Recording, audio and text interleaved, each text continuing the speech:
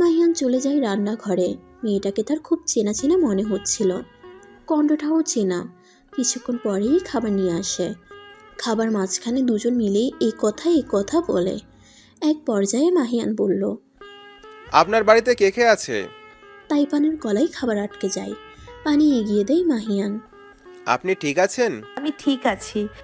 বললেন না তো আপনার বাড়িতে কে কে আছে। মা বাবা ভাই বোন সবাই আছে আমার। ও আচ্ছা, তো আপনি এখানে কি করতে এসেছেন? আই মিন এই অ্যাপার্টমেন্টে কেন আসলেন?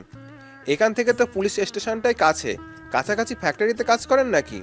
কয়েকদিনের মাঝেই চলে যাব। থাকার তেমন জায়গা পাচ্ছিলাম না, তাই এখানেই আসলাম। লুকানোর জন্য এটা পারফেক্ট। কি বললেন? বললাম এখানকার পরিবেশ সুন্দর, তাই এখানেই কয়েকদিন থেকে যাব। দেখুন, সেই কখন থেকে আমি আপনাকে প্রশ্ন করে যাচ্ছি, অথচ আপনি এখনো আমার নামটাই জানতে চাইলেন না। জানি তো, মাহিয়ান। আপনি কি করে জানলেন? এটা ততটাও কঠিন কোনো ব্যাপার না। আমি আসলে যেখানে যাই সেখানকার প্রতিটা মানুষের বিষয়ে সম্পূর্ণ ধারণা রাখি। মাহিয়ান অবাক হয়ে যায়, কেমন অদ্ভুত মেয়েটা। এসেছে আর কতক্ষণ হলো, এর মধ্যেই নাকি সব খবর নেওয়া শেষ। তাইপান টিস্যুতে হাত মুছতে মুছতে বলল, এবার তবে আসি। আজকের জন্য ধন্যবাদ, আপনিও আমার থেকে পাওনা রইলেন। স্বাগতম আপনাকে। তাইপান চলে যাওয়ার জন্য পা বাড়াতেই মাহিয়ান বলল, একটা কথা বলবো ভাবছি, বলা ঠিক হবে কিনা জানি না। বলুন। আসলে আপনার কণ্ঠ এবং কথা বলার ধরন একজনের সাথে খুব মিলে যায়। কে সে? একজন সিরিয়াল কিলার।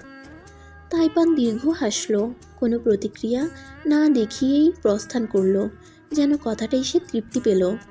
অনামিকার ঘুম উড়ে যায়। বাধা থেকে তার শরীর ম্যাচ ম্যাচ করছে। মনে মনে কয়েকবার অভিশাপ দিয়ে দিল সোহানকে। নিজেকে ছাড়ানোর অনেক চেষ্টা করেও ব্যর্থ হলো। কাছে চোখ বুলাতেই দেখতে পেল সোহানকে। অপর পাশেই চেয়ারে হেলান দিয়ে সে গভীর ঘুমে মগ্ন। অনামিকা কয়েকবার ডাকলো, কোনো সাড়া পেল না। রাতে সে অনামিকাকে পাহারা দেবে বলে থেকে যায়, কিন্তু এত ক্লান্তির ভিড়ে ঘুমিয়ে পড়ে। অনামিকা আবার ডাকলো। জেগে উঠে সোহান পিট করে চোখ খুলল। চোখ দুটো কষলে অনামিকাকে বলল, তুমি জেগে কেন?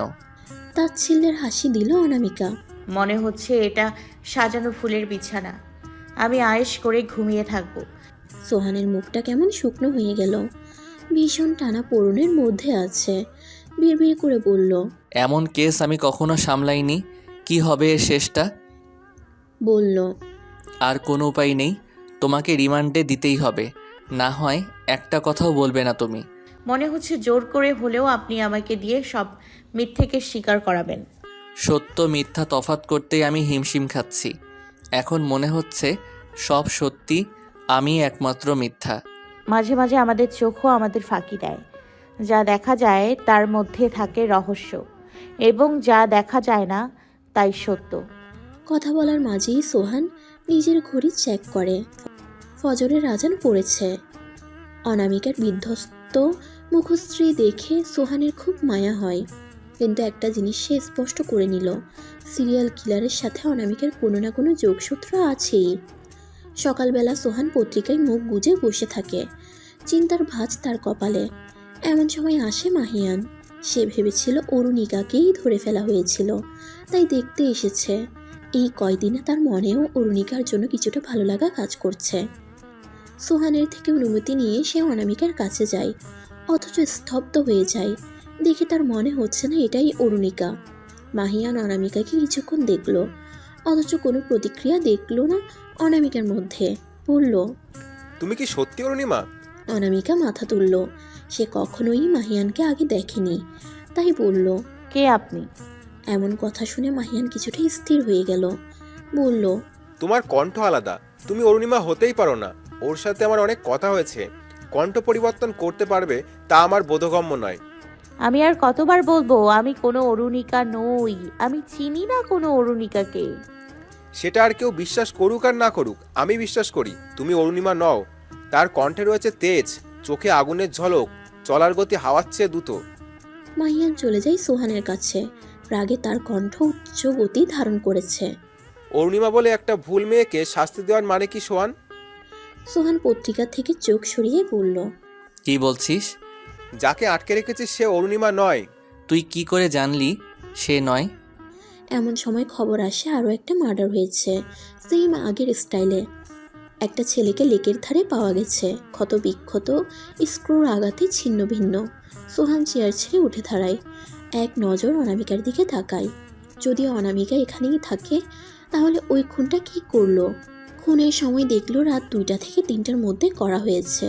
সোহান এবার শিওর হয় খুনটা অনামিকা করেনি, কারণ ওই সময় সে আর অনামিকা কথা বলছিল, দুজনেই একে অপরের সামনে ছিল।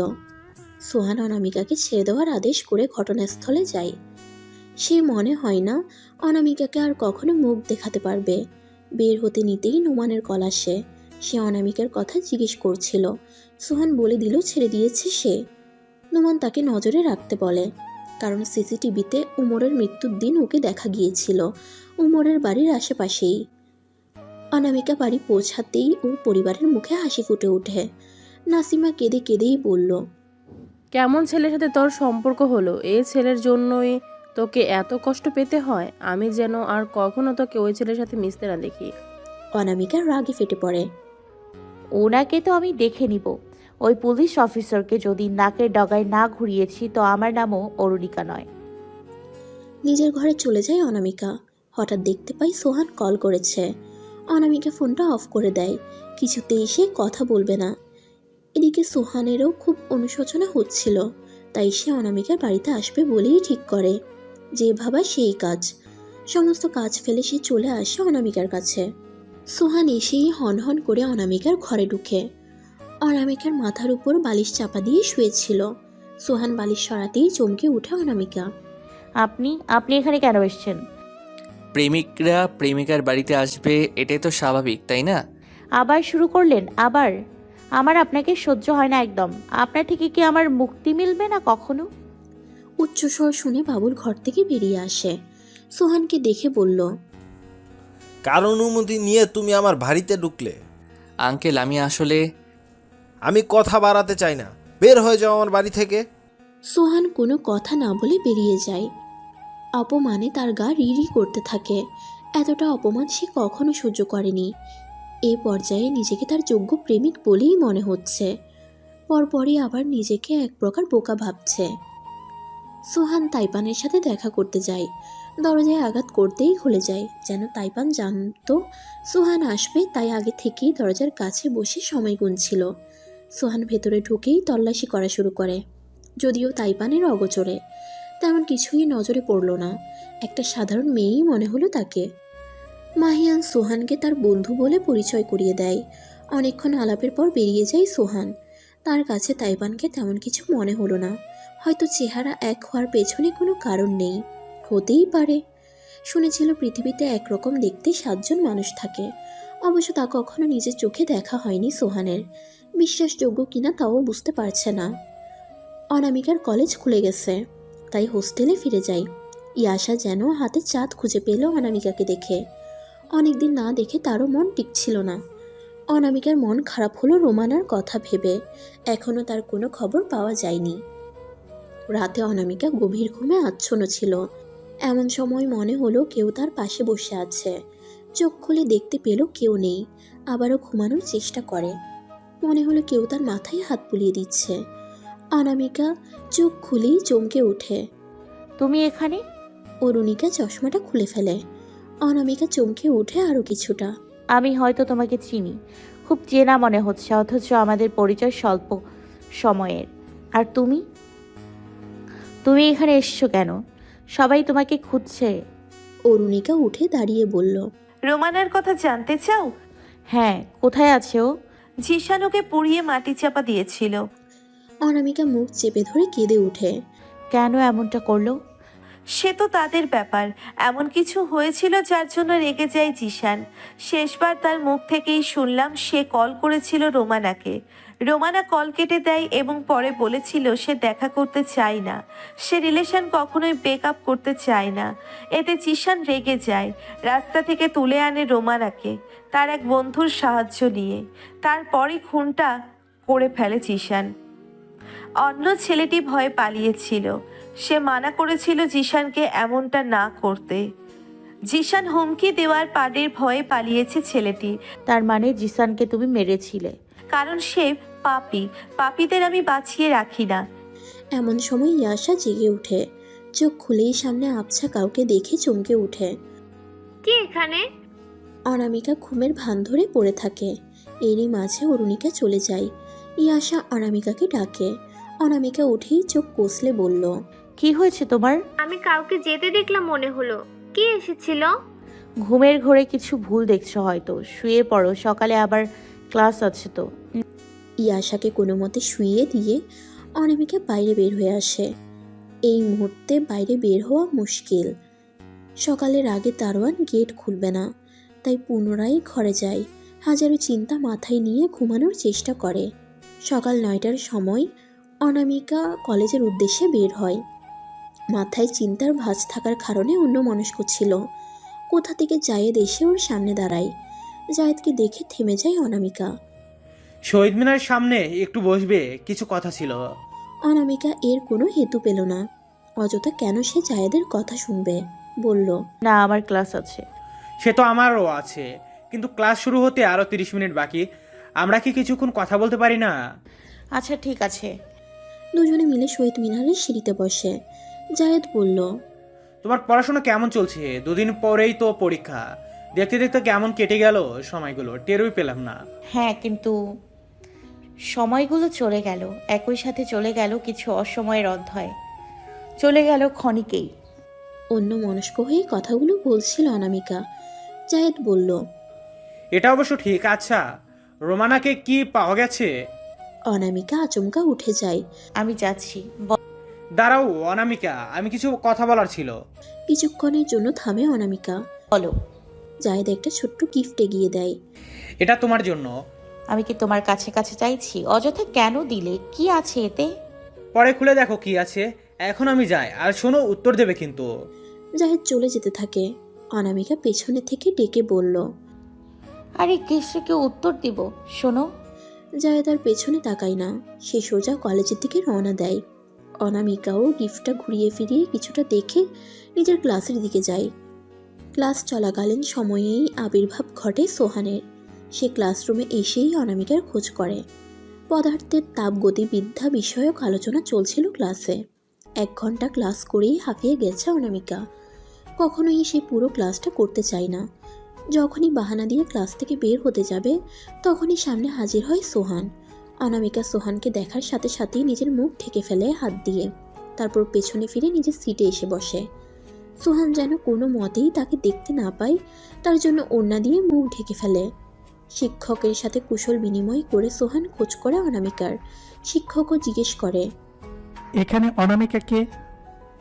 অন্য একটি মেয়ে দাঁড়ায়, যার নাম ছিল অনামিকা। সোহান বলল, তুমি বসো, আমি অন্য কাউকে খুঁজছি।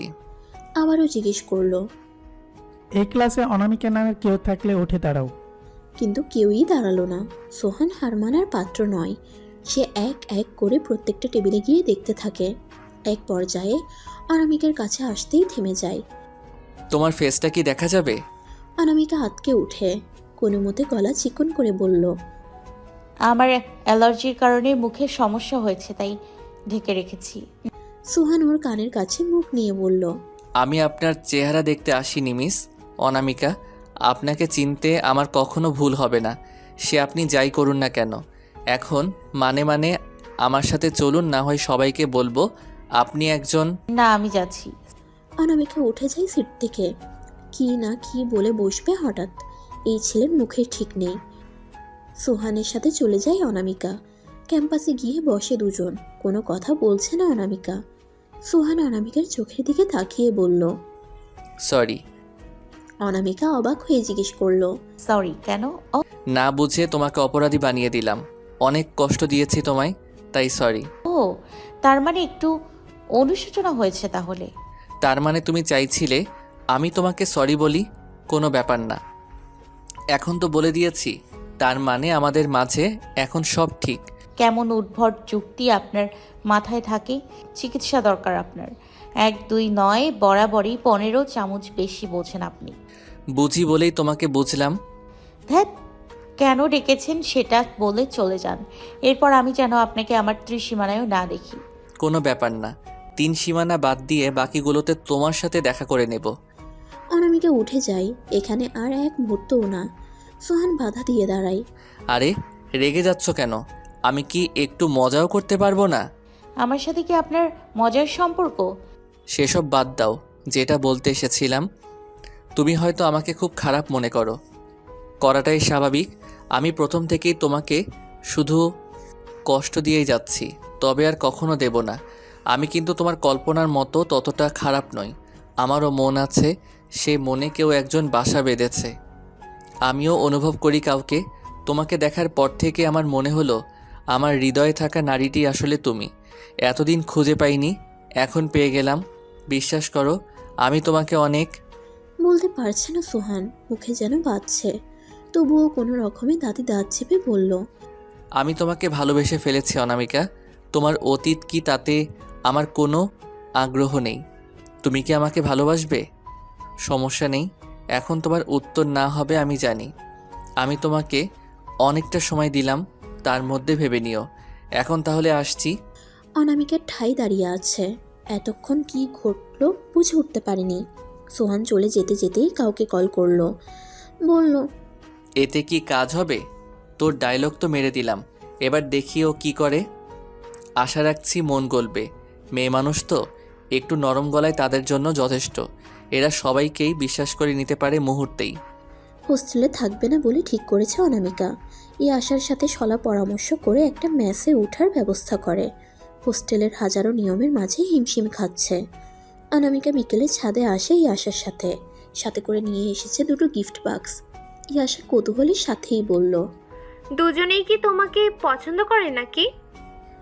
অনামিকা ওকে গাট্টা মেরে বলে। আগে তো দেখি কি আছে, যদিও জানি না ওদের মনে কি চলছে। অনামিকা প্রথমে জায়েদের গিফটটা আনবক্সিং করে। সেখানে গোলাপ ফুল, একটা নোটবুক আর একটা চিরকুট দেখতে পেল। ইয়াশা চিরকুটটা হাতে নিয়েই বলল, দেখি তো কি লিখেছে। না, আমি আগে দেখি। হুম, আমি আগে দেখব। বলে ইয়াশা চিরকুটটা নিয়েই দৌড় দিল। অনামিকাও পেছন পেছন। এক পর্যায়ে ইয়াশা ওকে চিরকুটটা দিয়ে দেয়। ঠিক আছে, তুমিই পড়ো, জোরে পড়বে যেন আমি শুনতে পাই। অনামিকা পড়তে শুরু করে। দুভাঁজ করা চিরকুটের লেখা, অনামিকা কেমন আছো? সময়গুলো কেমন যায় তোমার? মানছি এই মুহূর্তে এই কথাগুলো তোমার কাছে অহেতুক মনে হবে, কিন্তু আমার খুব জানতে ইচ্ছে করে।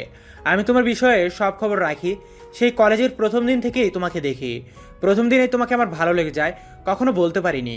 আমি এমনিতেও মনের কথা কখনো কাউকে বলে উঠতে পারিনি। তোমাকে ভালো লাগে বলে রোমানার কাছে সাহায্য চেয়েছিলাম, কিন্তু পরবর্তীতে সে নিজেই আমাকে প্রেম নিবেদন করে। জানতে পারলাম সে আমাকে ভালোবাসে। আমি তার কথা ফেলতে পারিনি, তবে হ্যাঁও বলিনি।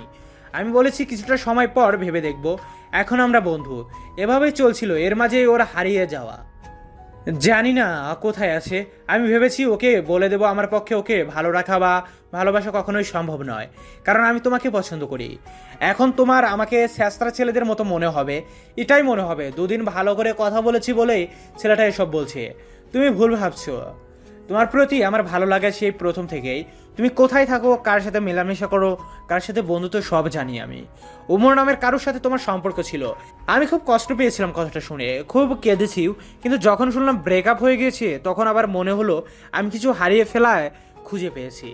কিছু মনে করো না, প্রেমিকরা এমন হিংসুটে স্বভাবের হয়। এতদিন আমি এটা বুঝতে পেরেছি। আমি তোমাকে সত্যি ভালোবাসি। হতে পারি তোমার সমবয়সী, তবে অনেক ভালো রাখবো তোমায়, অনেক বেশি ভালোবাসবো। সামনাসামনি আমি কখনো এত কথা বলতে পারতাম না, তাই কাগজ কলমের সাহায্য নিয়েছি। তুমি কি আমার ভালোবাসা গ্রহণ করবে? আমি সত্যি তোমাকে অনেক ভালোবাসি। তুমি কি আমাকে ভালোবাসবে অনামিকা? উত্তরের অপেক্ষা করব আমি, ফিরিয়ে দিও না। ইতি কামিল জায়েদ। অনামিকা স্তব্ধ। কোনো হাবভাব লক্ষ্য করা গেল না। ইয়াশা আনন্দে হৈ হৈ করে উঠল। অনু, এত সুন্দর প্রেমপত্র আজ পর্যন্ত আমাকে কেউ দিল না। জাহিদ তোমাকে দিল। অনামিকা নিশ্চুপ, খাপছাড়া লাগছে নিজেকে। ইয়াশার কথা এড়িয়ে গিয়ে বলল, নিচে চলো, সন্ধ্যা হতে চললো। আরে থামো থামো, দ্বিতীয় গিফটে কি আছে দেখবে না? না, ওটা দেখে আর কাজ নেই। যার থেকে এমনটা আশা করিনি সেই এমন একটা গিফট দিল, পরবর্তীতে কি আছে কে জানে। পুলিশ অফিসার নিশ্চয় এমন কিছু দেবে না। ওনাকে নিয়ে আর কথা নয়, ঠোঁট কাটার নির্লজ্জ একটা। অনামিকা ফোনটা বের করে জায়েদকে মেসেজ পাঠালো। লেখা ছিল, তুমি ঠিক ধরেছ, দুদিন একটু কথা বলেছি দেখেই তুমি এত বড় একটা কথা বলার সাহস দেখিয়েছো আমাকে। অনেক বড় দুঃসাহস এটা। বন্ধুত্ব শব্দটাও আমাদের মাঝে এখনো স্থান করতে পারেনি। এর আগেই এমন কিছু বলে তুমি সেই বন্ধুত্ব সৃষ্টির পথটাও নষ্ট করে দিলে। আশা করি আর কখনো ভুল করেও আমার সামনে পড়বে না। আমি এই সম্পর্কগুলো থেকে মুক্তি চাই। যদি আবার কিছু এক্সপ্লেইন করার জন্য সামনে আসো, তাহলে আমার থেকে খারাপ আর কেউ হবে না। মেসেজটা করেই অনামিকা জায়েদকে ব্লক করে দেয়। ইয়াশা এমন কাণ্ডে হতবাক। লাইফটা অনামিকার, তাই সে যা করবে তাই ঠিক। ইয়াশা আর কিছুই বলল না, দুজনেই রুমে চলে গেল। বইয়ে মনোযোগ দিতে পারছে না অনামিকা। বারবার সোহানের দেওয়া গিফট বাক্সের দিকে নজর যাচ্ছে। এরই মাঝে কল আসে সোহানের। অনামিকা কল কেটে দেয়। অনামিকা কল কেটে দিচ্ছে দেখে সোহান আর বিরক্ত করলো না, সোজা কল করলো মাহিয়ানকে। বলল, 10 মিনিটের মধ্যে আমার সাথে দেখা করো। 10 মিনিট পরেই মাহিয়ান এসে হাজির হয় সোহানের কাছে। প্রথমেই সোহান তার পিঠ বরাবর দুরুম করে কিল বসিয়ে দিয়ে বলল, শালা, তুই বলেছিলি যেমনটা তেমনটাই করেছি, কিন্তু অনামিকা তো কোনো রিপ্লাইই করলো না, বরং আমি এখন কল করছি সেটাও কেটে দিচ্ছে। দেখ ভাই, মেয়েদের মন বোঝা খুব কঠিন। তারা কি চায়, কেমন স্টাইলের কথা তাদের পছন্দ সেটা জানি না, তাই এমনটা হয়েছে। তবে আমার মতে আমার প্ল্যান কাজ করবে। চিঠিটা পড়লেই সে তোর প্রতি একটু হলেও ভাববে। সেই সকালে আমি তাকে দিয়েছি গিফটটা, এতক্ষণে হয়তো আনবক্সিং করে ফেলেছে, আর রেগে গিয়েই আমার রিপ্লাই দিচ্ছে না। এত চাপ নিস না, আমার মনে হচ্ছে এখনো সে পড়েনি সেটা। পড়লে মন গলবে। আর কিছু টিপস দিই তোকে। তোর টিপস আমার লাগবে না। আরে শোন আগে, আমি যা বলি তা করে দেখ। 3 দিনের মধ্যেই পটে যাবে। আর যদি 3 দিনে মেয়েটার কোনো রেসপন্স না পাস, তাহলে আমাকে বলিস। মনে হচ্ছে মেয়েদের বিষয়ে তুই পিএইচডি কমপ্লিট করেছিস। অনেকটাই তাই। আচ্ছা শোন, প্রথমত হচ্ছে কথা বলার ভঙ্গি। এক্ষেত্রে অনামিকা যখন কথা বলবে তুই বিবর হয়ে ওর ঠোঁটের দিকে তাকিয়ে থাকবি। ওর প্রত্যেকটা কথা মনোযোগ দিয়ে শুনে তারপরে বিশ্লেষণ করে উত্তর দিবি। মেয়েরা বরাবরই প্রায়োরিটি পেতে ভালোবাসে, তাই তুই যখন ওর সব কথা একে একে শুনে ভালো কোনো রিপ্লাই করবি, তার মনটাও তোর দিকে অগ্রসর হবে আস্তে আস্তে। বলছিলাম, আর কি? দ্বিতীয়ত, ওর রূপের প্রশংসা করবি খুব বেশি। যেমন, আজকে তোমাকে খুব সুন্দর দেখাচ্ছে, পরি লাগছে, চাঁদের সৌন্দর্যকেও হার মানাবে তুমি, শাড়ি পরলে তোমাকে আরও ভালো লাগে, ইত্যাদি। আরও অনেক বলবি আর কি। আর মনের কথা বোঝার চেষ্টা করবি, অর্থাৎ কিছু না শব্দটা বললে বারবার অনুনয় করে জানতে চাইবি তার মন খারাপের কারণ, কোনো কিছু নিয়ে আপসেট কিনা। ঝগড়া করতে যাবি না একদম। যাই বলুক হ্যাঁ বলে মেনে নিবি। আর কিছু? নিজেকে সুন্দরভাবে প্রেজেন্টেশন করবি। আমি কি কোনো বস্তু নাকি? সেটা বলিনি। নিজেকে পরিপাটি করে ওর সামনে যাবি, ভালো পারফিউম ব্যবহার করবি, আর ওর পছন্দের কালারের পোশাক পরবি। ওর ভালো লাগা অনুযায়ী সমস্ত কাজ করবি। তুই বলতে থাক, আমি শুনছি। আর সব তুই নিজে করবি, সব আমি শিখিয়ে দেবো নাকি? যাই হোক, এখন আমি যাই। আর শোন, একবার কল দিয়েই এভাবে নেতিয়ে পড়লে হবে কি করে? কমপক্ষে 10-15 বার কল করবি। তবে তাই হোক। সোহান কল করে অনামিকাকে। বারবার কেটে দেওয়া সত্ত্বেও আবারও কল করে। অনামিকা কল ধরেই ঝাঁঝালো কণ্ঠে বলল, খেয়ে দেয়ে কাজ নেই নাকি? টঙে বসে চা বিক্রি করুন, আমাকে জ্বালাচ্ছেন কেন? বলেই কলটা রেখে দিল।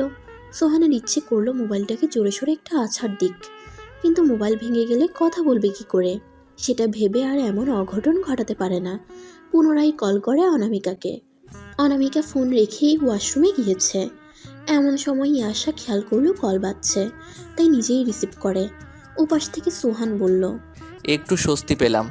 ইয়াশা বলল, আমি আশা, অনামিকার ক্লাসমেট। আপনি কে বলছেন? সোহান কাকুতি জড়ানো কণ্ঠে বলল, কি বলবো আর বলো। আমি সোহান, অনামিকার বয়ফ্রেন্ড, কিন্তু সে আমার সাথে রাগ করে আছে। তুমি কি একটু সাহায্য করতে পারবে আমাকে? ওর রাগ না ভাঙলে ব্রেকআপ হয়ে যাবে। আমি ওকে খুব মিস করছি, কিন্তু ও আমাকে মিস করে না, ভালোবাসে না। এমনভাবে বলছেন কেন? কি করতে হবে বলুন। অবশ্য আমি জানি অনু আপনাকে ভালোবাসে, না হয় আজকে ছেলেটাকে রিজেক্ট করতো না। কোন ছেলে? একটা ছেলে নাম জাহেদ অনুকে প্রেমপত্র পাঠিয়েছিল। অনু তাকে খুব বকে ব্লক করেছে, পরবর্তীতে সামনে আসতেও না করেছে। আপনিই বলুন, আপনাকে না ভালোবাসলে কেন অন্য একজনকে রিজেক্ট করবে? ও আচ্ছা আচ্ছা, তার মানে আমাকেই ভালোবাসে। তাহলে আমাকে সাহায্য করো। বলুন। কিছু মনে করো না, তোমার নাম্বারটা দাও, আমি সব বুঝিয়ে বলছি। ঠিক আছে। ইয়াশা নিজের নাম্বার দিয়ে দেয় সোহানকে। এরই মাঝে অনামিকা বেরিয়ে আসে। ইয়াশার কাছে নিজের ফোন দেখে তা নিয়ে নেয়। দেখলো সোহানের কল চলছিল। ওনার সাথে কি কথা বলছিলে তুমি? ইয়াশা ঢুক গিলে বলল, কিছু না, কল এসেছিল তাই ধরলাম। উনি কিসব বলছিল? কে হয় উনি তোমার? কেউ না। বলেই অনামিকা ফোন কানে দেয়। আপনাকে আমি পুলিশে দিব, কল রাখুন, যত সব। ইয়াশা ঘুমিয়ে যেতেই অনামিকা সোহানের দেওয়া গিফটটা খুলল। অবাক হয়ে গেল ভেতরকার জিনিস দেখে। নীল শাড়ি, নীল চুড়ি, অনেকগুলো চকলেটের মাঝখানে গোলাপ। মেয়েদের কাছে শাড়ি শব্দটা অন্যরকম। পরতে পারুক বা না পারুক, কারো থেকে গিফট পেলে এক আকাশ পরিমাণ খুশি হয়। ঠোঁট টিপে হাসলো অনামিকা। খেয়াল করলো গোলাপের সাথে একখানা চিঠি রাখা। সন্তর্পণে অনামিকা সেটা হাতে নিল। পরপরই কী আছে দেখার জন্য দুভাঁজ করা চিঠিটা খুলল। আমার মৃগনয়নী, কেমন আছো? আমার কথা কি তোমার মনে পড়ে? অবশ্য খুব জ্বালাই আমি। রাগ ছাড়া মনে হয় না আমার প্রতি আর কিছু আছে তোমার মাঝে।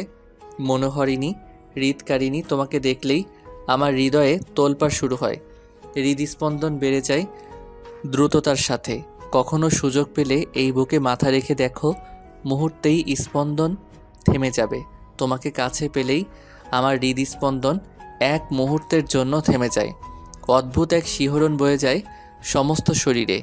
কি বলতো, মেয়েলি স্পর্শটা আমার খুব অপরিচিত। কখনো এই ছোঁয়ার ধারে কাছেও যাইনি। অথচ তোমার কাছে গেলাম, মাঝে মাঝে অনেকটাই নিবিড় হয়ে গেলাম। আমি তোমার মন স্পর্শ করতে চাই, গভীর হতে চাই ভালোবাসা দিয়ে। তোমার কাছে হয়তো আমি কোনো গুরুত্বপূর্ণ ব্যক্তি নই, কিন্তু আমার কাছে তুমি মায়াবতী। তোমার মায়ায় আটকে থাকা পুরুষ আমি।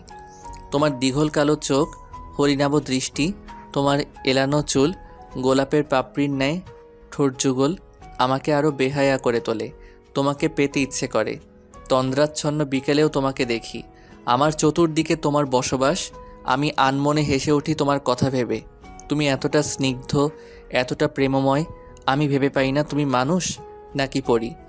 লাজুক লতা, আমার লাবণ্যময়ী প্রেয়সী, তোমাকেই ভেবে আমার ক্লান্ত সন্ধ্যা কাটে। আমার বিবর্ণ রাতেরটাও শোভা পায়। তোমাকে কষ্ট দিলে আমিও কষ্ট পাই। তোমার চোট লাগলে আমিও কেঁদে উঠি। অনুভব করো কি? সত্যি আমি তোমাকে মন থেকে অনুভব করি। আমিও একজন প্রেমিকের মতো তোমার কাছে ছুটে আসতে চাই। এটা কি ভালোবাসা নয়? হ্যাঁ, এটাই ভালোবাসা। তোমার জন্য আমি সব করতে পারি। তুমি বললে এই সময় থামিয়ে দেব, আকাশ বাতাস এক করে দেব। তুমি চাইলে আকাশের চন্দ্রটাও তোমার হাতে সঁপে দেব।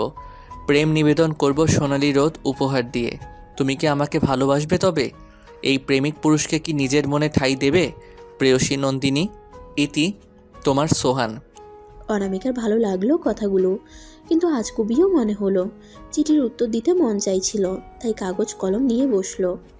মিস্টার সোহান, আমি সব সময় ভালো থাকি। ইচ্ছে ছিল না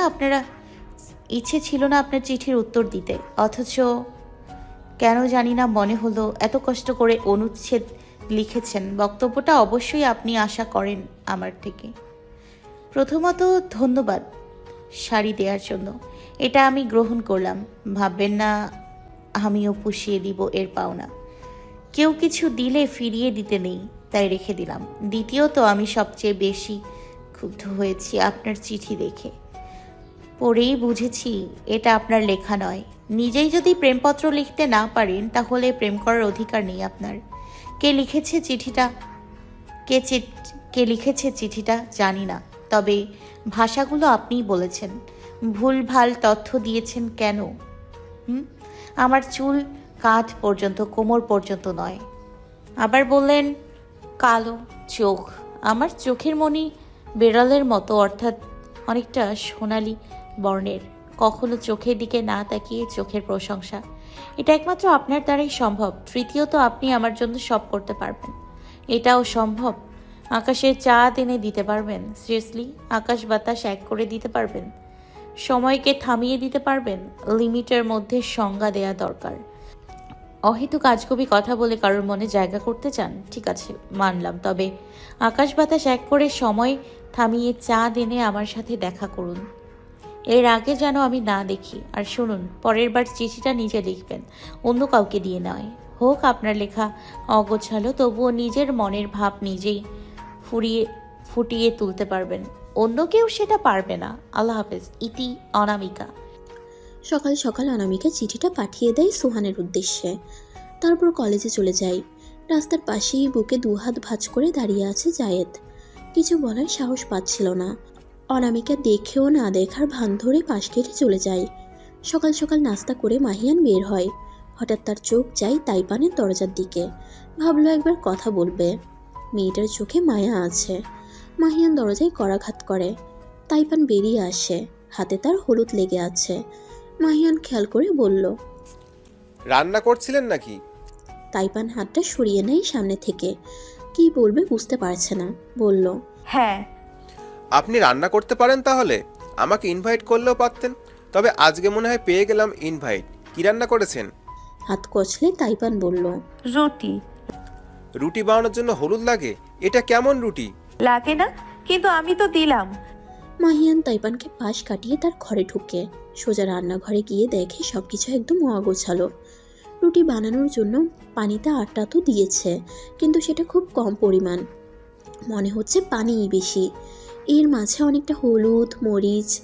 মাহিয়ান এসব দেখে হা হয়ে তাকায় তাইপানের দিকে। তাইপান কিছু না জানার ভান ধরে অন্যদিকে ঘুরে দাঁড়ায়। ভীষণ লজ্জা পাচ্ছে। মাহিয়ান ওর কাছে এগিয়ে এসে বলল, এতদিন তবে না খেয়েছিলেন? না, বাইরে থেকে আনিয়েছিলাম। আজ ভাবলাম নিজেই ট্রাই করি। ও, এই ব্যাপার। আচ্ছা ঠিক আছে, আমি আপনাকে হেল্প করছি। না না, লাগবে না, আমি একা করে নিতে পারবো। মাহিয়ান কোনো কথা শুনল না। সে প্রথমে রান্নাঘরটা গোছালো, তারপর পানি বসালো গ্যাস স্টোভে। তাইপানকে ডেকে বলল, আমি যা যা বলবো আপনি শুধু তাই তাই করবেন। তাইপানও মাথা নাড়িয়ে সাই দিল। মাহিয়ানের দেখানো মতো তাইপান সব করলো। এক পর্যায়ে রুটি বানানো শেষ, সাথে ডাল তরকারি। রান্না শেষে উভয়েই ফ্রেশ হয়ে খেতে বসলো। খাওয়ার এক পর্যায়ে তাইপান বলল, সবাই আপনার মতো হয় না। মাহিয়ান মৃদু হাসে। আসলে আমি সবসময় মাকে হেল্প করতাম। মাঝে মাঝে মায়ের কাজ নিয়ে নিজেই করতাম। রান্নার করে মাঝে মাঝে সারপ্রাইজ দিতাম, তাই পারি। হুম, আমি সেটা বলিনি, বিষয়টা অন্য। মাহিয়ান অবাক হয়ে জিজ্ঞেস করলো, কোন বিষয় নিয়ে বললেন আপনি? ঠিক বুঝলাম না। কিছু না। কথার প্রসঙ্গ ঘোরাতে বলল, আপনি কি বিয়ে করেননি? কখনো তো আপনার বউকে দেখলাম না। আমি এখনো বিয়ে করিনি। ও, কাউকে এখনো পাননি বুঝি? পেয়েছি, তবে তাকে পাবো বলে মনে হচ্ছে না। প্রেম এমন একটা বন্ধন, দুজন দুজনকে চাইলে অবশ্যই পাবেন। একে অপরকে সত্যিকারের ভালোবাসলে নিশ্চয়ই আপনারা এক হতে পারবেন। এতটাও সোজা না। ও সামনে আসলে আমি প্রাণ হাতে নিয়ে দাঁড়িয়ে থাকি।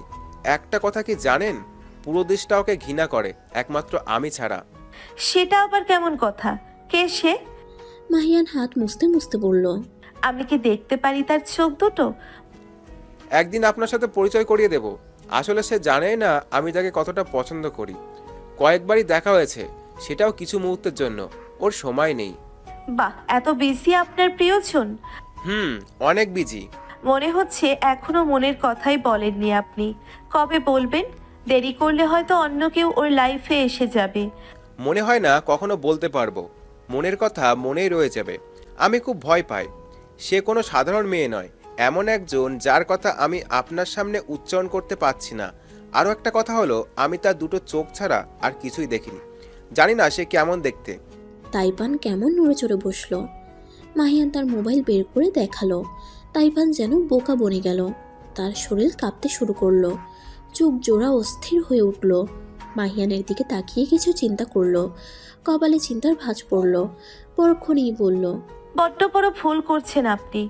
সোহান থানায় ঢোকার সময় তার হাতে অনামিকার চিঠি আসে। পড়তে পড়তেই থানার ভেতরে প্রবেশ করে। সিঁড়ি ভেঙে উপরে উঠতে যেতেই হোঁচট খাই। অনামিকার লেখার ধরন দেখে সোহানের চিত্ত কেঁপে ওঠে। মনে মনে আওড়ালো, এই মেয়েকে আদৌ প্রেম বোঝে? আদৌ কি তাকে আমি বোঝাতে পারবো সবটা? মাথায় রাগ চেপে বসে। কল করে মাহিয়ানকে। এক্ষুনি আমার সাথে দেখা করো, 2 মিনিটের মধ্যে। মাহিয়ানকে কথা বলার সুযোগ না দিয়ে সোহান কল কেটে দেয়। অনামিকার লেখাটা আরও একবার পড়ে নেয়। আন মনে হেসে উঠে কয়েকটা লাইন পড়ে হৃদয়ে তার ব্যাকুলতা ভর করে। কয়েকটা ফাইল দেখছিল সোহান। একটা কেসের ইনভেস্টিগেশনের জন্য বেরোতে হবে। এরই মাঝে মাহিয়ান এসে হাজির। সোহান আসন ছেড়ে বাইরে বেরিয়ে আসে। ইচ্ছে তো করছে তোকে জুতা পেটা করি। কি হয়েছে বস? তোর সব প্ল্যান আকাশে উঠছে। অনামিকা তোর চিঠিতে রেগে গেছে, তুই নিজেই পড়ে দেখ সবটা। মাহিয়ান পড়ল চিঠিটা, মিটিমিটি হেসে বলল, আমরা সাকসেসফুল। মাথা ঠিক আছে? অপমান করেছে দেখ। তুই দেখ ভালো করে। বললাম না, মেয়েদের মন বোঝা এতটা সহজ নয়। সে যাই বলুক, শেষে কি বললো খেয়াল আছে? নিজে লিখতে পারি না বলে লজ্জা দিল আর কি। এখন কি তুইও এটা নিয়ে মজা করবি? উফ, তোকে ছেলে উপাধি দিয়েছে কে? কিছুই বুঝিস না। দেখ, ও তোকে বলেছে পরের বার তুই নিজে লিখে ওকে চিঠি দিতে। অগোচলা হলেও সমস্যা নেই। এর মানে কি? কি মানে? এটাই যে সে গলে গেছে কিছুটা, পরের বার চিঠি চাইছে। সত্যি বলছিস? একদম পাক্কা। সোহানের মনটা কেমন নেচে উঠল। মনে হচ্ছে বিশ্ব জয় করে ফেলেছে আজ। বুকের ভেতরে বাদ্যযন্ত্র বেজে উঠল যেন। পরপরই নিজেকে ধাতস্থ করে নিজেকেই প্রশ্ন করে, আমি এত খুশি কেন? এটা তো একটা অভিনয়। তাহলে আমার কেন ভালো লাগছে ওর কথা ভাবতে? তবে কি আমি তাকে... না, এটা সম্ভব না। এটা পুরোটাই একটা খেলা। আমি হলাম তার মেইন খেলোয়াড়। মাহিয়া নিজের গাড়ি নিয়ে বেরিয়ে পড়ে। বাজারের মধ্য দিয়ে যাওয়ার সময় তার চোখ পড়ে একটি দোকানে। সহসাই সে গাড়ি থেকে নেমে এগিয়ে যায় দোকানটার সামনে। অনেকটা অবাক হয়। আপনি এসব কেন কিনছেন? তাইপান পেছনে মাহিয়ানকে দেখে কিছুটা অপ্রস্তুত হয়ে পড়ে। আসলে আমার বুঝতে পারলাম না, এসব কারো দরকার হয়? রান্নার জন্য হতে পারে। স্ক্রু, ছুরি এসব দিয়ে রান্না? কিন্তু এই ছুরিতে সবজি কাটার জন্য নয়। আমার ধারের একটু বেশি প্রয়োজন তাই নিচ্ছি। আর ঘরের অনেক কিছু নষ্ট হয় তাই স্ক্রু। ঘরের কিছু নষ্ট হলে সেটা বাড়িওয়ালার দায়িত্ব। আপনি কেন কষ্ট করছেন? তার চেয়েও বড় কথা, ফুটপাত থেকে কেন এসব নিচ্ছেন? এরকম ছোটখাটো জায়গা থেকে কিনলে সবার আন্দাজের বাইরে থাকবো তাই। বলেই তাইপান উল্টো হাঁটা ধরল। কিছু কিনল না, কোনো রকমে যেন পালিয়ে যেতে চাইল। কিন্তু শেষের কথাটা কি বলল মাহিয়ান বুঝতে পারছে না। সে পেছন থেকে ডাকলো তাইপানকে। সে সাড়া না দিয়ে নিজের মতো হাঁটতে থাকে। মাহিয়ান দৌড়ে গিয়ে তার সামনে দাঁড়ালো। কোথায় যাবেন এখন? বাড়িতে। চলুন আমি পৌঁছে দিই। আমিও বাড়ির দিকেই যাচ্ছি। ধন্যবাদ, আমার সাহায্য লাগবে না। এইটুকু জায়গা আমি হেঁটেই যেতে পারি। তাইপান নিজের মতো হাঁটতে শুরু করলো। মাহিয়ান কিছুটা অপেক্ষা করে গাড়ি নিয়ে তাইপানের পিছু নিল। তাইপান কিছুটা পথ যেতেই 3টা ছেলে আচমকা সামনে এসে দাঁড়ায়। এহেন পরিস্থিতিতে তাইপান পাশ কেটে চলে যেতে চাইলে 3জনই ঘিরে দাঁড়ায়। রহস্যময় তাদের চাহনি, অথচ তাইপান ভয় পাচ্ছে না। পথ ছাড়ুন, ছোট্ট করে বলল তাইপান। ছেলেগুলো হেসে উঠল, যেন তাইপান কোনো হাসির কথা বলেছে। একজন আরও কিছুটা সামনে এসে বলল, সুন্দরীদের পথ ছাড়া বারণ। ভালোই ভালোই বলছি কি পথ ছাড়ুন, না হয় ক্ষতিটা আপনাদেরই হবে। ক্ষতি? তাও আবার আমাদের? সুন্দরীর তেজ আছে দেখি। তেজ দেখে আমাদের উৎসাহিত করার জন্য ধন্যবাদ কচি সুন্দরী। 3জন দাঁত বের করে হেসে ওঠে। এগিয়ে আসে তাইপানের দিকে। অদূরেই মাহিয়ান দেখতে পেল তাইপানকে ছেলেগুলোর সাথে। এক সময় তাইপান একজনকে ঘুষি দিল। এক ঘুষিতে ছিটকে পড়ল ছেলেটা। নাক থেকে গল গল করে রক্তের স্রোত বেয়ে পড়ছিল। অন্য 2জন খেপে যায়। এগিয়ে আসতেই তাইপান একজনের গলা বরাবর এবং অন্যজনের বুকে বরাবর আঘাত করল। এতে 2জনই কুপকাত হয়ে দূরে গিয়ে পড়ল। ছেলেগুলো আর সাহস পেল না। একটা মেয়ের এমন জোর দেখে তারা বিস্মিত হয়ে যায়। উল্টো দৌড় দেয় প্রাণ হাতে নিয়ে। পুরোটাই লক্ষ্য করলো মাহিয়ান। সে পুরোই অবাক। একটা মেয়ে কিনা 3টা ছেলেকেই নাকানি চোবানি খাওয়ালো। নিজের মনেই বলে উঠল, অসাধারণ নারী। মাহিয়ান এগিয়ে এলো তাইপানের দিকে। তাইপান হাতে থাকা জিনিস মাটি থেকে তুলে নিয়ে আবার রওনা হলো। মাহিয়ান কাছে এসেই বলল, আমি সাহায্য করব। তাইপান তাকালো মাহিয়ানের দিকে। চোখ থেকে যেন আগুন বের হচ্ছিল। অদ্ভুত এই চোখ দেখে মাহিয়ান ঢোক গিলে। না ঠিক আছে। মাহিয়ান গাড়িতে উঠে বসে। তার অবাক লাগছে এটা ভেবে যে একটা মেয়ে ছেলেগুলোকে এভাবে মারলো, এতই শক্তি তার বাহুতে। ছেলেগুলোকে মাহিয়ান চিনে নিল। ইচ্ছে করছে একবার গিয়ে জিজ্ঞেস করুক মেয়েদের হাতে মার খেতে ঠিক কেমন লাগে। সোহান ইনভেস্টিগেশনের জন্য নাতাখিল নামক একটা গ্রামে যায়। সেখানে গিয়েই তার মুখ থ হয়ে যায়। একটা মেয়েকে দেখে তার সম্পূর্ণ অনামিকার মতো লাগছে। চোখ কষলে সে পুনরায় তাকায়। সত্যিই অনামিকার মতো লাগছে। নিজেকেই সে নিজে বলে, চারিদিকে খালি ওকে কেন দেখি? দেশে কি আর কোনো সুন্দরী মেয়ে নেই যে আমার চোখের সামনে আসতে পারে? মনে হচ্ছে আমি পাগল হয়ে যাব। অরুণিকার রহস্য এখনো খুলতে পারিনি। আর এখানে আরেকটা অনামিকা। দেশে মনে হয় সব অনামিকার চেহারা নিয়ে টানাটানি। সোহান পুনরায় তাকাতেই মেয়েটা আবছা হয়ে যায়। মনের ভুল ভেবে সে আরও এগিয়ে যায়। কয়েকটা পরিবারকে জিজ্ঞেস করে প্রয়োজনীয় প্রশ্ন। আবারও সে দূরে অনামিকাকে দেখতে পায়। মনের ভুল ভেবে সে মাথা ছাকি দিয়ে নিজের কাজ করতে থাকে। একজন কনস্টেবল বলল, স্যার আপনার কি হয়েছে? কিছু না, আমি শুধু বারবার একজনকে চোখের সামনে দেখতে পাচ্ছি। ভাবার বিষয় স্যার, সবার এমনটা হয় না, এর কারণ রয়েছে। কিসের কারণ? এটা শুধুমাত্র 2 কারণে হয়। আপনি কাউকে যে কোনো জায়গায় দেখবেন যদি সে আপনার মনে বসবাস করে, অর্থাৎ যদি আপনি কাউকে গোপনে ভালোবাসেন। এটা ভুল, আমি ওকে ভালোবাসি না। অন্যটাই হবে। অন্যটা কি?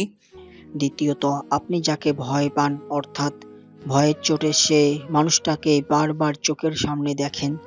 আমি কেন ওকে ভয় পাবো? এটা ভুল। প্রথমটাই ঠিক আছে। পরক্ষণেই বলল, না না, কোনোটাই ঠিক না। তোমার ধারণাটাই ভুল কায়েস। এমন ভুলভাল কথা বলো কি করে কে জানে। নিজের কাজ করো, চলো। বোকা বনে যায় কায়েস। সে কি এমন বলল যার কারণে কথা শুনিয়ে দিল? যাকে তারা নিজেদের গন্তব্যের দিকে পা বাড়ায়। সোহান আবারও দেখতে পেল অনামিকাকে। মনের ভুল ভেবে একদম অনামিকার পাশ কেটে যেতেই এই আশাকে দেখতে পায়। সোহান থমকে দাঁড়ায়। অনামিকা না হয় চোখের ভুল, কিন্তু এই আশাকে কেন দেখতে পাবে? সোহানকে দাঁড়াতে দেখে এই আশা অনামিকাকে ধাক্কা দিয়ে বলল, এদিকে দেখো অনু, তোমার বয়ফ্রেন্ড এখানেও এসে গেছে। অনামিকা চোখ তুলতেই সোহানকে দেখে মুখ ঘুরিয়ে নেয়। বিচলিত হয়ে পুনরায় তাকায়।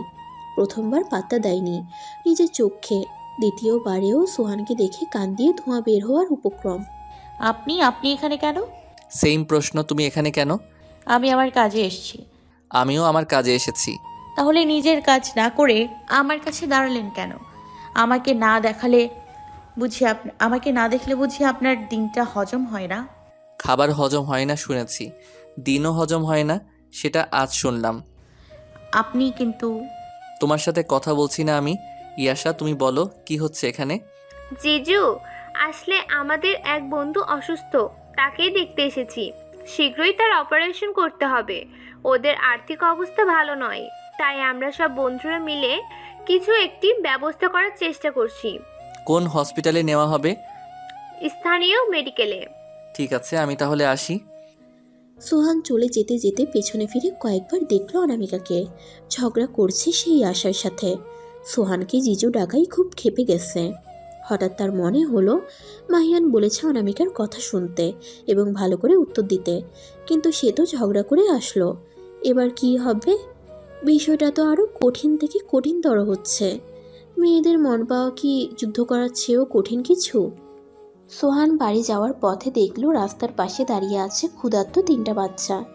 তাদের চোখে মুখে ক্লান্তির ছাপ, কাঁদছে অনবরত। সোহানের হৃদয় কেঁপে উঠল।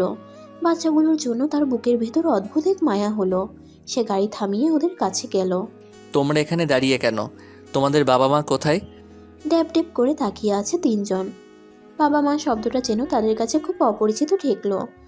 সোহান হয়তো কিছুটা আন্দাজ করতে পারল। 3জনের মধ্যে সবচেয়ে ছোট মেয়েটি বলল, আঙ্কেল, আমার খুব ক্ষুধা লেগেছে। সোহান মৃদু হেসে ওর মাথায় হাত বুলিয়ে দিল। সারাদিনে হয়তো কিছুই খাওয়া হয়নি বাচ্চাগুলোর। সোহানের খুব মায়া হলো, তাই সামনে থাকা হাইওয়ে ইনে ওদের 3জনকেই নিয়ে যায়। বাচ্চাদের বলল, তোমরা তোমাদের ইচ্ছে মতো অর্ডার দাও, যা খেতে ইচ্ছে করে তাই খেতে পারো। এক পাশে বাচ্চাদের সাথে বসলো সোহানও। অন্য একটা টেবিলে বসলো কয়েকজন কনস্টেবল। দুপুরের ক্ষুধা নিবারণ করার জন্য অনামিকা এবং তার কিছু বন্ধুরা আসে একই রেস্টুরেন্টে। আয়েশ করে একটা টেবিলে বসার সাথে সাথেই ইয়াশা বলল, অনু দেখো তো, একা সোহান জিজু না? জিজু শব্দটা ভালো ঠেকলো না অনামিকার গোচরে। তপ্ত নিঃশ্বাস ছাড়িয়ে বলল, ওনাকে জিজু বলবে না একদম, আমার সহ্য হয় না এই শব্দটা। আচ্ছা ঠিক আছে, আর বলবো না, কিন্তু পাশে তাকিয়ে দেখো। অনামিকা পেছনে তাকাতেই দেখলো সোহান খুব হেসে এসে খাবার খাইয়ে দিচ্ছে বাচ্চাদের। দেখে মনে হলো নিজের সন্তান তারা, কতটা আদর যত্ন করছে তাদের। অনামিকার চোখ মুখ কুঁচকে আসলো। উনি কি বিবাহিত? ইয়াশা মজার ছলে বলল, হতে পারে, বয়স তো অনেক হয়েছে, বাচ্চা থাকবে এটা স্বাভাবিক নয় কি? কিন্তু তাহলে যাগে, আমার ভাবার কারণ কি? তবুও অনামিকা বারবার দেখছিল সোহানকে। নিজের খাওয়া ফেলে একধ্যানে দেখছে সোহানকেই। বাচ্চাদের সাথে খুব খুশি লাগছে তাকে। একজন কনস্টেবল সোহানকে উঠে এসে বলে, স্যার, পাশের টেবিলের একটা মেয়ে বারবার আপনাকেই দেখছে। সকালের মেয়েটাই মনে হয়। কেমন সন্দেহ হচ্ছে মেয়েটাকে। সোহান পাশ ফিরে দেখে। অনামিকা চোখ সরিয়ে নেয় মুহূর্তেই। পুনরায় তাকাতেই চোখাচোখি হয়। অনামিকা লজ্জায় আড়ষ্ট হয়ে পড়ে। গোপনে দেখতে গিয়ে যখন চোখাচোখি হয়ে যায়, এর থেকে লজ্জার মনে হয় আর কিছু নেই। সোহান এগিয়ে যায় অনামিকার দিকে। পাশে গিয়ে ফিসফিস করে বলে, তুমি মনে হয় আমাকে লুকিয়ে লুকিয়ে দেখছিলে, তাই না? আগে বললেই পারতে, আমি নিজেই তোমার সামনে এসে বসে থাকতাম। লুকিয়ে দেখতে তো তোমারও কষ্ট হচ্ছে, তাই না? মোটেও না, আমি আপনাকে দেখবো কেন? আমি তো বাচ্চাদের দেখছিলাম। সত্যি তো? একদম। আপনি বিবাহিত তা আজ জানলাম। আগে জানতে চেয়েছো তুমি? আমি তো বারবার এটাই বোঝাতে চেয়েছি তোমাকে। তার মানে আপনি সত্যিই বিবাহিত? হুম। তাহলে এতদিন এসব কি ছিল? আপনি আমার সাথে ফ্লার্ট করছেন? অনেকটা তাই। অনামিকার কপাল কুঁচকে আসে। এমন সময় একজন কনস্টেবল এগিয়ে এসে বলে, স্যার, ওদের খাওয়া দাওয়া শেষ। ঠিক আছে, বাড়ি নিয়ে যাও। কোন বাড়িতে নেব? আমার বাড়িতে নিয়ে যাও। কিন্তু স্যার, আপনার বাড়িতে এদের কেন নিয়ে যাব এত রাতে রাস্তার? শাট আপ, যা বলছি তাই করো। তারপর কানে কানে কিছু একটা বলল সোহান। কনস্টেবল বাচ্চাদের নিয়ে চলে যায়। সোহান আরও কিছু বলতে যাবে, তখনই অনামিকা তার কথার মাঝখানে থামিয়ে দিয়ে বলল, আমি আসছি।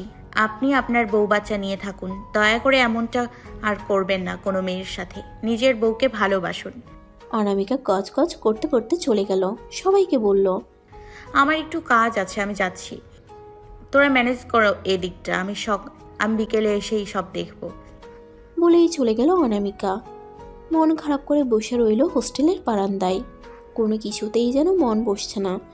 সব কিছুই বিরক্ত লাগছে, একঘেয়েমি লাগছে অনর্গল। বারবার সোহানের কথা মনে পড়ছে। কেন মনে পড়ছে তার সঠিক কোনো কারণ ব্যাখ্যা করতে পারছে না। কেন যেন বিশ্বাস হচ্ছে না সোহান বিবাহিত। নিজেকে আবারও বোঝালো, উনি বিবাহিত হলে আমার কি, আমার কেন কষ্ট হচ্ছে। আমি এসব ঘৃণা করি, ওনাকেও আমার ভালো লাগে না। আমি আর ভাববো না একদম।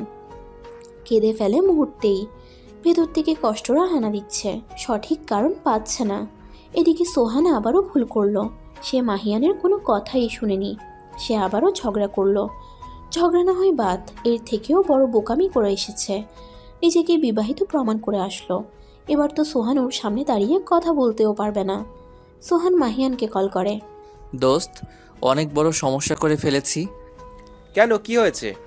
অনামিকা মনে হয় আমাকে চরিত্রহীন ভাবছে। এসব কি? হঠাৎ তোকে এমনটা ভাবতে যাবে কেন? কি করেছিস তুই ওর সাথে? বিশেষ কিছু না, শুধু বলেছি আমি বিবাহিত, আমার 3টা বাচ্চা। সবসময় আমি নিজেকেই বোকা ভাবতাম, আজ তোকে দেখলাম। আমার বিচক্ষণ বন্ধুর এই অবস্থা। আচ্ছা চিন্তা করিস না, সব ঠিক হয়ে যাবে, আমি ব্যবস্থা করছি। মাহিয়ানের সাথে কথা বলে সোহান কল রেখে দেয়। চিন্তা করছে পরবর্তীতে কি করবে। মাহিয়ানকে ডেকে পাঠানো হয়। কিছু বলা হয় না কে ডেকেছে। তার নিজের অ্যাপার্টমেন্টেই তাকে জরুরি তলব করা হয়েছে। অনেকটা অবাক হয়েই মাহিয়ান আড্ডা ছেড়ে বাসার দিকে রওনা হয়। কলিং বেল চাপতেই দরজা খুলে যায়। ভেতরে নোমানকে দেখে আরেক দফা অবাক হলো সে। বাবা, তোমার তো 3 দিন পর আসার কথা ছিল। আমি কি আসতে পারি না সময়ের আগে? আমি মোটেও সেটা বলিনি। তোমার শরীর ঠিক আছে? ঠিক ছিল, এখন আর নেই। তার কর্মকাণ্ড সব আমাকে ভাবিয়ে তুলেছে। মনে হচ্ছে আমি যোগ্য করে তুলতে পারিনি তাকে। সবকিছু অগোছালো করছিস তুই। কি বলছো বাবা? আমি তো পুরো ঘরটাই সুন্দর করে গুছিয়ে রেখেছি। আর যাই করি না কেন, ঘরের কাজ আমি সুন্দর করেই করি। এটা নিয়ে তুমি অভিযোগ করবে আমি ভাবতে পারিনি, মানতেও পারছি না। শাট আপ, আমি ঘরের কথা বলছি না, আমি আইনের কথা বলছি, যেটা নিয়ে তুই ছেলেখেলা করছিস। আমি কি করেছি? একটা সুযোগ দিচ্ছি আমি, এরপর আর ছাড় দেবো না। নিজেকে যোগ্য প্রমাণ করতে হলে একটা কাজ করতে হবে। আমি জানি এটা তুই করতে পারবি। যা করতে বলবে তাই করব আমি, তুমি শুধু বলে দেখো। সিরিয়াল কিলারের কেসটা আমি তোকে দিলাম। তুই যদি আইনকে একটু সম্মান করিস, যদি নিজের বাবাকে কখনো সম্মান করিস, তাহলে এই দায়িত্বটা যথাযথভাবে পালন করবি। মাহিয়ানের মাথায় যেন আকাশ ভেঙে পড়ে, এমনটা সে আশা করেনি। কি করবে সে? মস্তিষ্ক কাজ করছে না। কিছু বলার বা অভিযোগ করার আগেই নোমান চলে গেল। মাহিয়ান সোফায় বসে পড়ল। বড্ড হাঁসফাঁস অবস্থা তার। যাকে মন দিয়ে বসেছে তাকেই কিনা দায়িত্বের বলে পরে তুলে দিতে হবে আইনের হাতে। এমতা অবস্থায় আবির্ভূত হয় অরুণিকা। মাথায় হাত দিয়ে বসে থাকা মাহিয়ানের পাশে এসে বসে। কারো উপস্থিতি টের পেয়ে মাহিয়ান পাশে তাকায়। আচমকা অরুণিকাকে দেখে আঁতকে ওঠে। চোখের পানি মুছে ভাঙা ভাঙা কণ্ঠে জিজ্ঞেস করে, তুমি এখানে? মনে হলো এই মুহূর্তে একবার দেখা দেওয়া দরকার। মাহিয়ান রুমাল দিয়ে নিজের মুখমণ্ডল মুছে নাক টেনে বলে, তোমাকে কে বলেছে আসতে? আমিই না তোমার সমস্যার কারণ হই? চলে যাও, এখানে তুমি নিরাপদ নও। জানি আমি কোনো কিছুই আমার অগোচরে হয় না, হতে পারে না। তুমি? দরজায় টোকা পড়ে। মাহিয়ান বিচলিত হয়ে পড়ে। কোথায় লুকাবে সে অরুণিকাকে? চোখ ফেরাতেই দেখলো অরুণিকা নেই। কোথায় চলে গেল এই স্বল্প সময়ে? এটা কি ভূত? এত তাড়াতাড়ি কেউ কিভাবে নিজের স্থান পরিবর্তন করতে পারে? মাহিয়ান দরজা খুলে দেয়। একজন ইনচার্জ এসেছে। কিছু ফাইলপত্র দিয়ে আবার চলে গেল। মাহিয়ান দরজা বন্ধ করতে গিয়ে দেখলো তাইপান মনমরা হয়ে বসে আছে। তার কোনো হেলদোল নেই। দরজাটা খোলা। মাহিয়ান দরজায় টোকা দেয়। তাইপান নিজেকে সামলে নেয়। আসুন। মাহিয়ান তাইপানের পাশে গিয়ে বসলো। মন খারাপ নাকি? কবে ভালো ছিল? মাহিয়ান ভীষণ চমকে যায়। মেয়েটার ভাবলেশহীন কথাটা ততটা স্বাভাবিক মনে হয়নি। অত্যন্ত কঠোর এবং কষ্টে আওড়ানো মনে হলো। আপনি কি কোনো কারণে কষ্ট পাচ্ছেন বা কিছু নিয়ে চিন্তায় আছেন? তেমন কিছু না, হঠাৎ পরিবারের কথা মনে পড়লো, কতদিন দেখি না। কেন? তারা কোথায়? মাহিয়ান কিছুই বুঝতে পারছে না। শুধু এইটুকুই বুঝতে পারলো মেয়েটা মনে অনেক কষ্ট, যেটা মুখ ফুটে কাউকে বলে উঠতে পারে না। আমার সাথে আপনার কথাগুলো শেয়ার করতে পারেন। জানি আমি হয়তো সান্ত্বনা ছাড়া তেমন কিছুই দিতে পারবো না, তবুও মনের কথাগুলো কাউকে বললে আপনার কাছেও হালকা লাগবে। তাইপান বিমোহিত চোখে তাকায় মাহিয়ানের দিকে। মাহিয়ানের কথার বিপরীতে তার বলার কিছুই নেই। শব্দ বাক্য সব হারিয়ে গিয়েছে। মাহিয়ানকে এক প্রকারে তাড়িয়ে দিল তাইপান। মেয়েটার চোখে মুখে আতঙ্ক ছড়িয়ে পড়ল যেন। মুখাবয়ব দেখে মনে হলো সে কিছু বলতে চায়, অথচ গুছিয়ে আনতে পারে না। মাহিয়ান ভাবুক হয়ে বের হতেই চমকে ওঠে। সামনেই তাইপান দাঁড়িয়ে আছে। এক নজর তাইপানের ঘরের দিকে তাকিয়ে দেখল তাইপান ঘরেই আছে। দরজা বন্ধ করার জন্য এগিয়ে আসছে। মাহিয়ান চোখ কষলে পুনরায় দেখল। দুটো তাইপানকে দেখে তার চক্ষু চড়ক গাছ।